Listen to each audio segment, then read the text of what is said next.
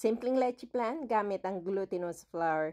Maglagay ng tagi-1 kutsara ng asukal sa mga lianera at isalab natin ito sa mahinang apoy hanggang sa ito ay matunaw at iset aside. Maglalagay din ako ng 3 itlog, 1 tablespoon ng lemon juice, budburan ng konting asin, haluin lang. Maglagay ng 2 lata ng evaporated milk at 1 lata ng condensed milk.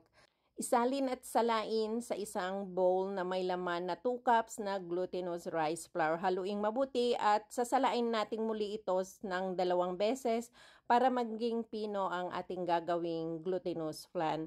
Isalin na natin sa mga lianera at takpan natin ito ng aluminum foil para hindi matuluan ng tubig kapag ito ay ating iniluto na.